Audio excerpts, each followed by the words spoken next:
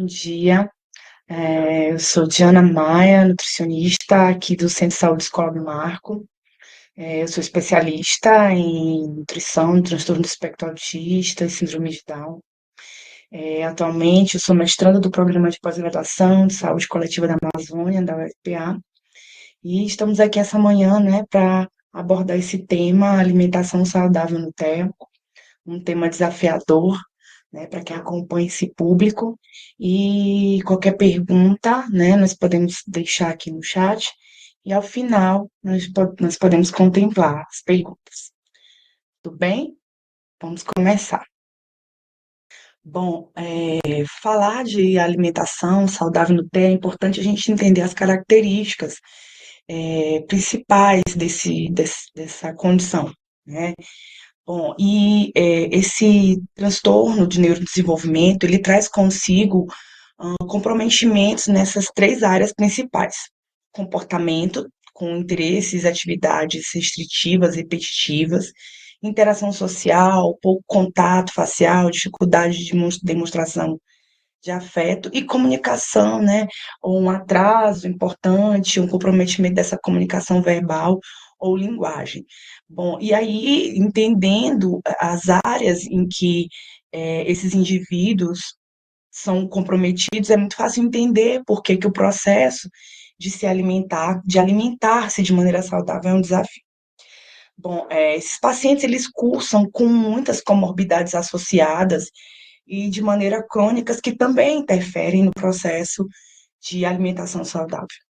Um deles é o transtorno de processamento sensorial, que é uma disfunção, né, da maneira de que nós recebemos os estímulos, tato, visão, paladar, audição, olfato, a maneira com que esses estímulos são processados no cérebro e como isso se devolve em forma de resposta. Bom, esse transtorno faz com que a percepção desses, né, estímulos sejam diferenciados no autista, e isso faz com que eles tenham, né, essa dificuldade para a luz, sensibilidade ao barulho, e envolve também a aceitação de alimentos, resistência a texturas, cores, sabores, temperaturas, né? Outra condição é a compulsão alimentar, bem frequente nessa população, onde, pelos seus mecanismos compensatórios, de comportamentos repetitivos e rigidez de pensamento, esse alimentar-se de maneira compulsiva, vários episódios por dia, vai trazendo um certo conforto sensorial para muitos desses indivíduos, o que faz com que a alimentação saudável seja prejudicada. Alterações gastrointestinais, né? A Sociedade Brasileira de Pediatria já registra que em torno de 90% dos indivíduos que estão no transtorno do espectro autista cursam com alterações gastrointestinais.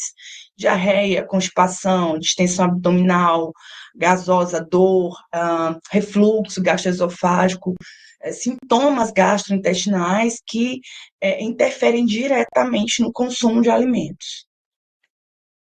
É importante falar também, eu vou retornar, que nós temos uma microbiota, bactérias patogênicas e não patogênicas que convivem no nosso intestino, e esse equilíbrio entre a presença em quantidade de cada uma delas garante ao nosso intestino, ao nosso corpo, né, um sistema imune interessante, resistência a doenças, garante a absorção de alguns nutrientes ali no intestino delgado. E já se sabe que esses indivíduos autistas, eles tendem a ter um intestino disbiótico, que é um intestino onde o equilíbrio entre essas bactérias ele é afetado. Então, a disbiose ela é isso, o desequilíbrio entre a quantidade e qualidade dessas bactérias que estão ali no intestino. A gente está dando essa introdução para que a gente consiga perceber um pouquinho mais na frente por que a alimentação saudável no TEA é muito importante e um desafio. E como as crianças ou os pacientes que conseguem comer melhor apresentam muito menos comorbidades. Esse intestino disbiótico, ele favorece, né, a entrada, como você está vendo aí nessa figura, a entrada de micro-organismos ou de parcelas de peptídeos, proteínas mal digeridas entrando onde não deveriam entrar, e isso dificulta a absorção de nutrientes. Portanto, esse intestino disbiótico, ele também retira uma proteção mucosa que existe na nossa barreira intestinal. Portanto, os indivíduos com TEA são mais susceptíveis a essas condições. E não dá mais para falar em TEA ou qualquer outro transtorno do neurodesenvolvimento ignorando o eixo tão conhecido que é o eixo intestino-cérebro, ou mais atualmente o eixo microbiota intestino-cérebro e todas as repercussões que isso tem na nossa saúde, especialmente desses indivíduos. A outra comorbidade muito frequente, em torno de 50% a 60%, são alergias e intolerâncias alimentares. Alergias estão presentes nesses indivíduos. E é interessante como isso tem gerado confusão, principalmente nas questões, nos diagnósticos. Entender que alergia alimentar é diferente de intolerância alimentar e diferente de sensibilidade alimentar. São sintomas diferentes, são mecanismos diferentes. Quando nós falamos em alergias alimentar, nós estamos falando de mecanismos envolvendo IgE. Quando nós falamos em sensibilidades, é o que a gente chama comumente de alergia de reações tardias, que envolvem outros elementos. E quando nós falamos em intolerâncias alimentares, nós não estamos falando de comprometimento do sistema imune, nós estamos falando de dificuldade de digestão e absorção. Por exemplo, um exemplo clássico é o leite, né? Como as pessoas confundem a questão da lactose com a alergia, enfim. E a gente precisa deixar isso muito bem definido, porque isso vai definir que alimentos esses indivíduos podem ou não deveriam consumir. Quando nós falamos em intolerância à lactose, não é uma alergia, é uma dificuldade ou incapacidade de fazer digestão do açúcar do leite, que é a lactose, nós temos aqui reações principalmente gastrointestinais. E quando nós falamos de alergia à proteína de leite de vaca, nós estamos falando de reações imunológicas desencadeadas por essas proteínas grandes, né, que estão no leite, e os sintomas são, né, em muitos órgãos, né, a diarreia com sangue é muito comum, sintomas de pele ou respiratórios. Mas aí, para complicar, a gente tem o que a gente chama de hipersensibilidade ao leite, né? Que também envolve proteínas do leite, mas os sintomas são bem diferenciados. Portanto, quando eu tenho dor de cabeça, uma repetição de ites, rinites, sinusites, insônia, queda de cabelo, muito provavelmente eu não vou fazer esse link direto com algum alimento consumido. Mas isso tem sido cada vez mais comum, e especialmente nesses pacientes em que nós temos uma tendência a ter esse intestino um pouco mais fragilizado ou disbiótico. E aqui são os alimentos mais envolvidos nesses processos: leite, glúten, soja, ovo, frutos do mar, amendoim. Quem não já teve aquela, eu comi amendoim, comi camarão a vida toda e agora fiz uma reação. Então, em geral, são reações tardias. Bom, e aí outra comorbidade importante no autismo é a seletividade alimentar, né? E é importante discutir um pouco, porque nem tudo é seletividade. Mas a seletividade, ela envolve os aspectos sensoriais, que a gente já falou lá no início, essas dificuldades de receber esses estímulos, o toque, temperatura, consistências. Ela envolve a rigidez de pensamento, essa rigidez de comportamento, essa resistência às quebras de rotina, e os hábitos alimentares a qual essa criança ou esse paciente está exposto, os hábitos alimentares da família e como esses alimentos foram apresentados ou como esses hábitos alimentares foram construídos. É uma questão de comportamento alimentar. A seletividade, ela se caracteriza principalmente por essa recusa de alimentos, pouco apetite, desinteresse pelo alimento, uma ingestão alimentar em alta frequência. O que quer dizer isso? Uma criança ou um indivíduo que come muitas vezes o mesmo alimento durante o dia, 4, 5 vezes o mesmo alimento o tempo todo, em todas as refeições. Isso vai fazer com que eu tenha um repertório limitado. Para você ter uma ideia, existem crianças que comem entre 5 ou 6 alimentos a cada 3 dias, semanas, comendo apenas aqueles alimentos de maneira repetitiva. E isso vai fazer com que nós tenhamos uma alimentação monótona, um risco nutricional, piorando os quadros de desbiose e deficiências nutricionais que estão instaladas nesse paciente de maneira muito frequente. Bom, é importante essa avaliação, né? A criança chegou, o paciente chegou, e essa avaliação, ela é aqui. Análise dessa composição da dieta, o que ele come, quantidades, né, modo de preparo, exames bioquímicos. Exames bioquímicos, né? É importante perceber o quanto essas crianças, e eu falo crianças porque é a maioria da minha demanda atualmente, e como eles chegam com deficiências nutricionais severas que impactam no consumo alimentar. Exemplo clássico, anemia ferropriva. Crianças com quadro de anemia ferropriva grave, e nós sabemos que nas crianças, que sintomas nós temos? Falta de apetite, astenia, fraqueza, apatia, dificuldade de concentração. Então, a avaliação dos exames bioquímicos, ela é importantíssima. Pra você ter uma ideia, a gente encontra deficiências nutricionais de vitamina C, né, que é uma vitamina extremamente abundante e que causa repercussões no sistema imune. Portanto, é importante que a gente faça essa avaliação, porque nem tudo é seletividade. Os dados antropométricos e esse comportamento alimentar, como que essa criança se comporta, como que funciona, como é a dinâmica alimentar dessa família ou desse momento.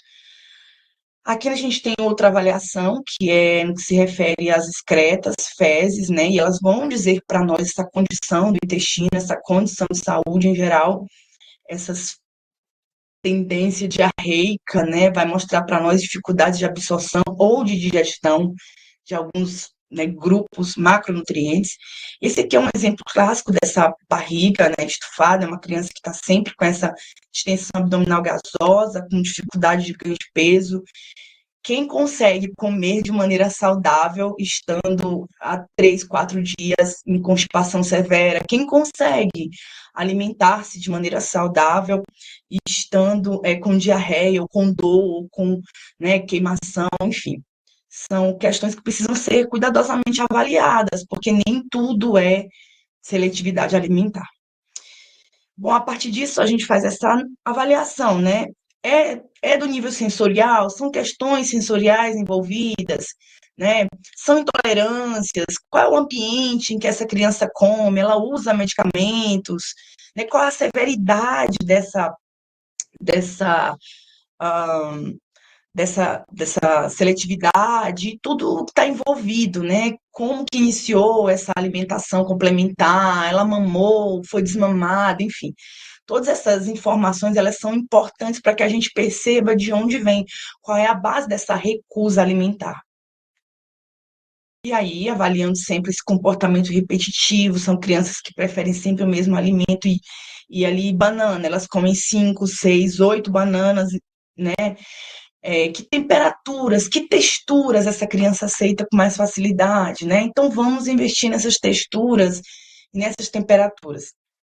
Aparência, cor, cheiro, onde elas fazem as refeições, como é que é esse momento, ela suporta estar à mesa quando todos fazem a refeição.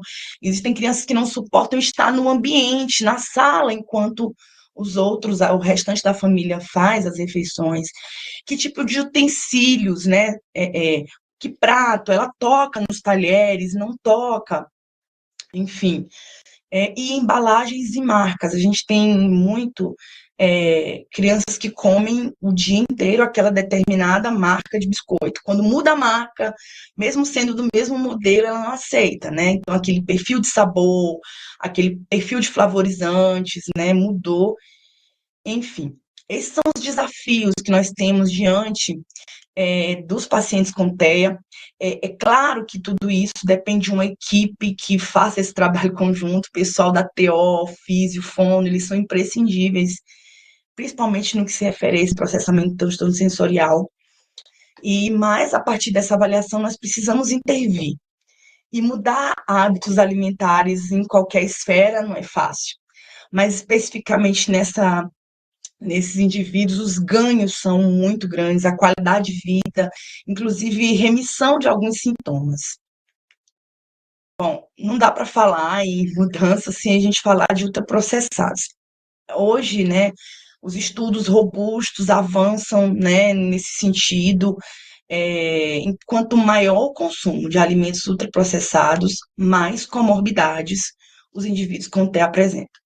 Quanto maior o consumo de ultraprocessados durante o dia, mais comorbidades de toda ordem esses pacientes apresentam.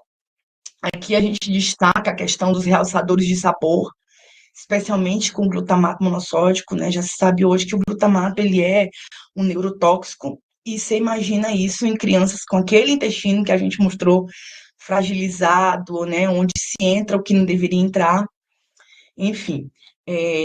Fazer essa retirada gradual, um desmame, né? Em alguns casos é necessário fazer um biscoitinho caseiro, utilizar as embalagens que a criança está acostumada. Existem estratégias que precisam ser feitas para a eliminação de ultraprocessados. Depois, uma limpeza no que se refere a questões de potes, né? A qualidade da água, já se sabe muito dos efeitos do bisfenol, cuidado com esses copinhos de plástico, os potinhos que vão ao micro-ondas. Se tem aí uma intervenção que seria interessante, principalmente nessas crianças, por conta dessa já fragilidade metabólica. Uma alimentação saudável no TEA precisa incluir proteína animal, gorduras e óleos saudáveis, gorduras boas, né?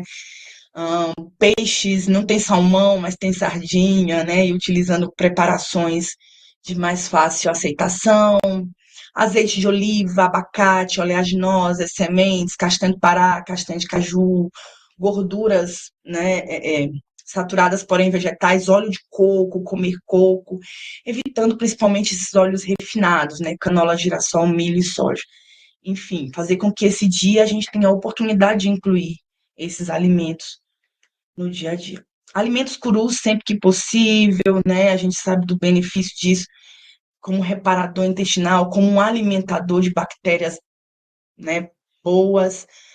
Sucos que não precisam ser verdes, mas que tem ali uma alta concentração de fitoquímicos, vão trazer benefícios nas questões hepáticas, intestinais dessas crianças, sem contar com o funcionamento intestinal nas constipadas, né? Incluir essas frutas nos sucos vegetais para dar sabor, né? Maçã, pera, dar cor. Gosta só de vermelho, utiliza a beterraba para dar cor, enfim. Caldo de ossos é uma estratégia barata, né, que traz para nós aí um componente rico em nutrientes, de fácil digestão, ricos em colágeno, ricos em aminoácidos reparadores intestinais, como a prolina. Adicionar vegetais aumentam esse valor nutricional, e a gente ter ali vinagre, um ácido, né, vai viabilizar a retirada de cálcio e magnésio desses ossos e facilitar, né, com que a criança absorva. E aí você pode usar isso em caldos, sopas, no feijão, cozinhar o arroz. Esse caldo de ossos em temperatura mais fria, ele fica gelatinoso. Se aquece, ele fica líquido, pode ser preparado e armazenado no congelador sem nenhum problema, para que você tenha sempre isso como um suporte, né, um extra de nutrientes importantes que geralmente estão em falta nessas, nessas crianças ou nesses pacientes. O uso de probióticos, frutas ou vegetais fermentados, né, para algumas crianças com disfunção do processamento sensorial é até gostoso, porque eles são ácidos, azedinhos. Algumas crianças têm essa tendência a gostar mais dessa sensação de ácido refrescante na boca, outras não. Os probióticos, né, como a nossa chicória famosa, isso tem grande repercussão na nossa flora intestinal, que muitos não toleram, né? E biomassa de banana verde, receitas, né? A gente faz empada, coxinha de biomassa de banana verde, enfim, que traz, além de sabor, grandes benefícios nas questões intestinais desses usuários. Falar dessa estratégia sem glúten, sem caseína, é muitas vezes um polêmico, né?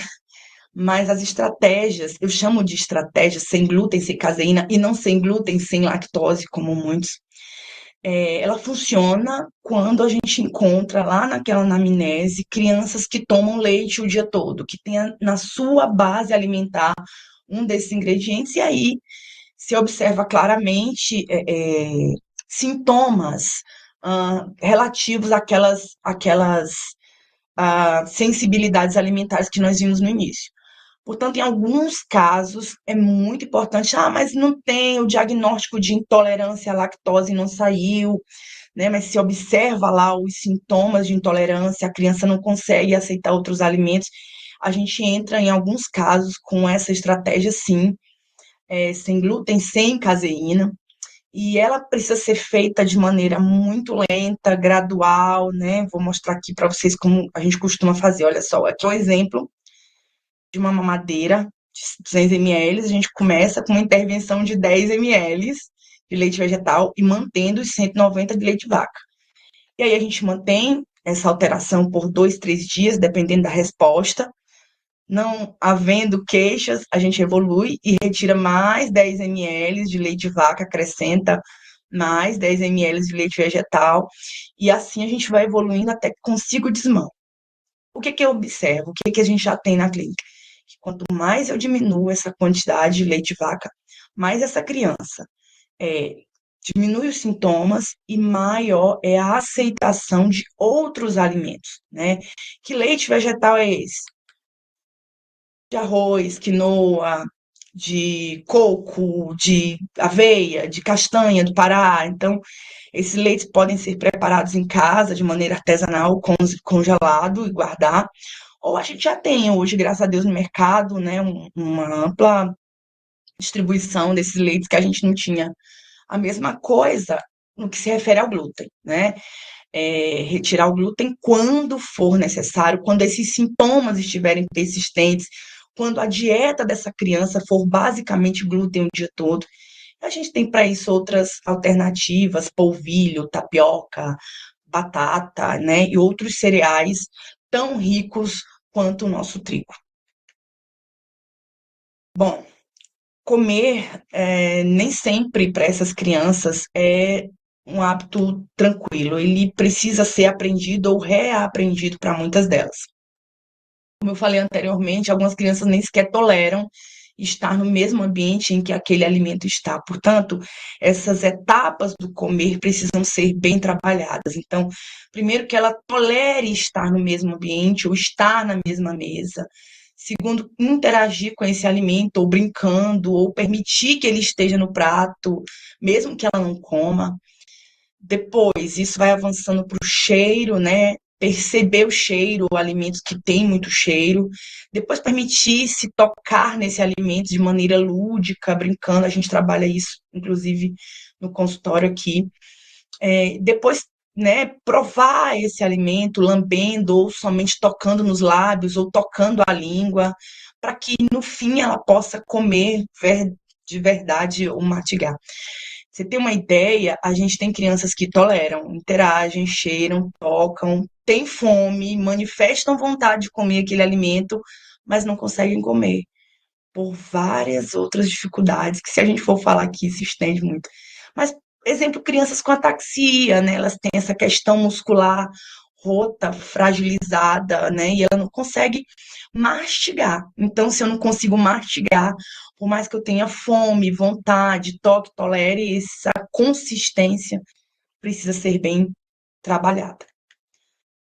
Essas são uma das principais queixas que a gente encontra, pelos motivos que nós já discutimos: cheiro,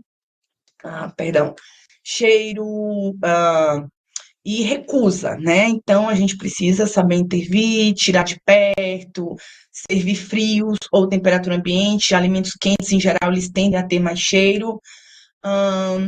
Crianças maiores ou adultos, a gente pode avisar: olha, hoje a gente vai preparar aqui esse alimento e já vai preparando esse indivíduo para esse processo.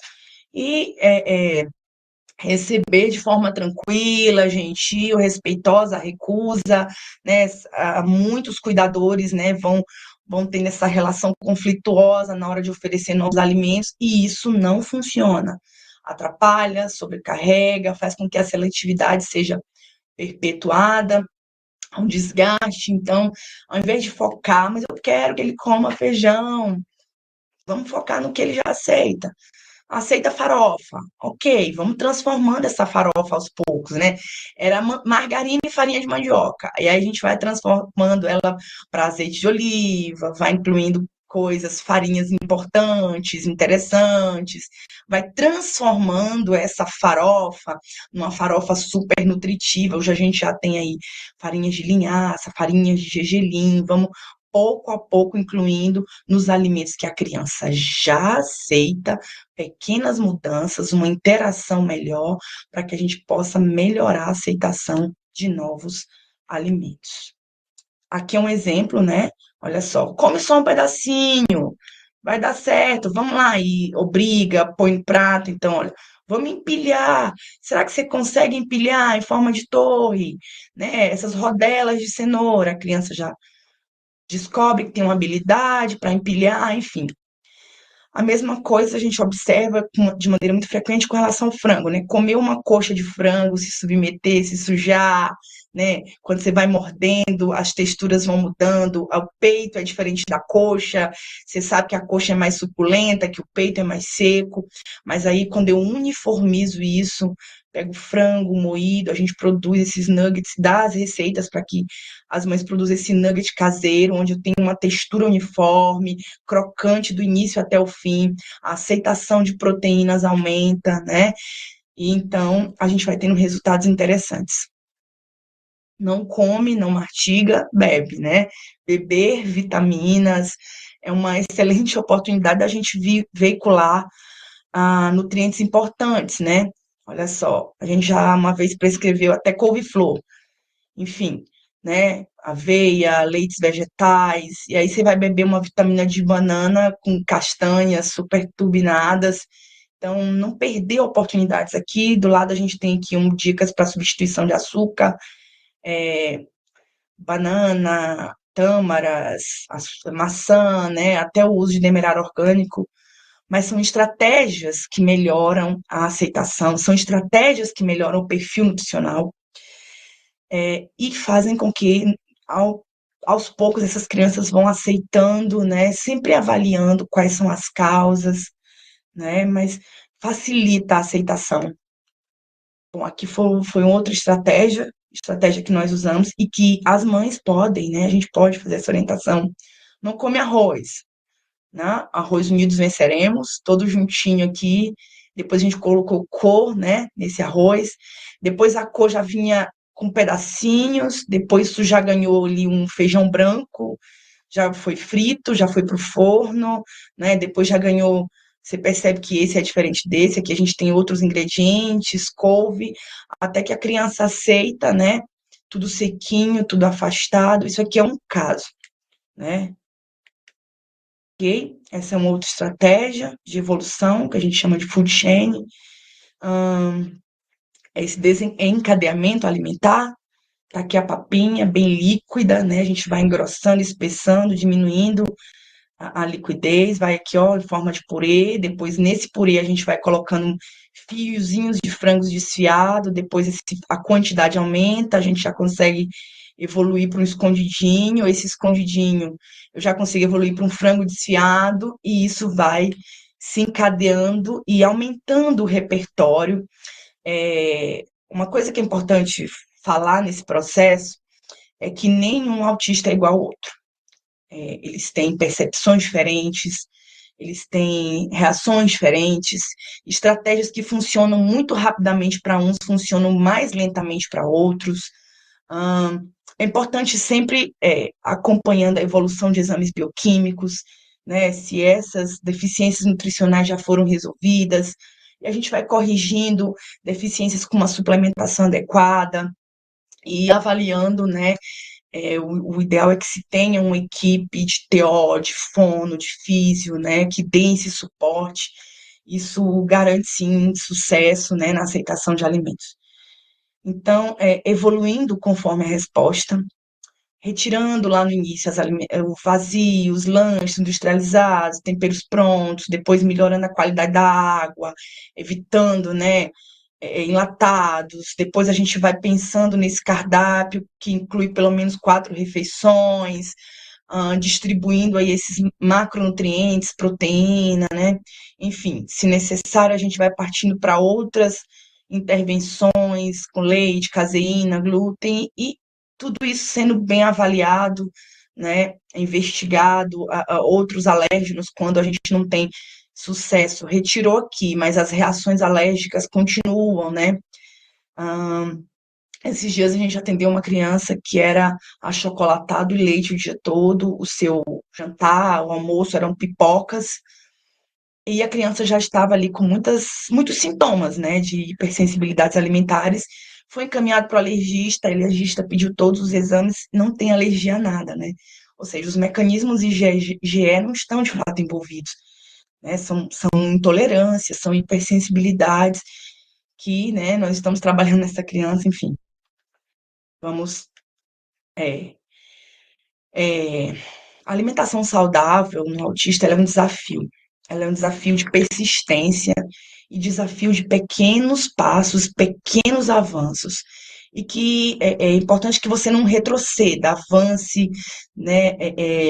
Que a gente identifique verdadeiramente qual é a causa, é seletividade, é um comportamento alimentar, essa família come de maneira saudável, né? Nós recebemos mães que são seletivas, né? Aí eu não como verde, como é que a gente vai estimular essa criança a comer verde? Cozinhar, preparar, né? Envolver a criança nesses processos. Eu sempre digo que, primeiro, eu vou até a criança, eu vou até ela, para que eu possa entender as suas necessidades, as suas dificuldades, e aos poucos eu vou trazendo ela para mim, né? Vou trazendo ela com essa introdução de hábitos alimentares, essa melhora gastrointestinal, essa melhora da flora intestinal em geral, vai cursando também com melhor aceitação de novos alimentos, né? Enfim, é um trabalho importante, interessante e que nós temos visto crianças melhorarem, não só de qualidade de vida, mas melhora de sintomas autísticos. Você consegue imaginar alguém que não consegue falar, alguém não verbal, com azia, com refluxo, alguém que não consegue falar com uma constipação grave, como essa pessoa sinaliza que está com dor, que não consegue, e alguém tentando fazer com que essa criança coma determinados alimentos. Você percebe que esse desconforto, né? A gente precisa ter esse olhar e entendendo a individualidade dos indivíduos. Por isso é que a gente chama de transtorno do espectro autista, porque é uma amplidão de sintomas e de situações que precisam ser avaliadas de maneira individual. Eu creio que esse é a nossa contribuição, né, para a saúde digital e a partir de estamos disponíveis às perguntas, né, as questionamentos, tá? Ah, eu atendo aqui no Centro de Saúde Escola do Marco, pacientes é, encaminhados de muitos lugares. É isso. Então, quero agradecer a Coordenação de Saúde Digital, de CCBS da UEPA, pelo convite e desde já me coloco à disposição para perguntas, questionamentos. É um tema novo e que se reveste de grande importância nesse momento em que os diagnósticos de TEA crescem de maneira muito grande, né? Então, bom dia, muito obrigada.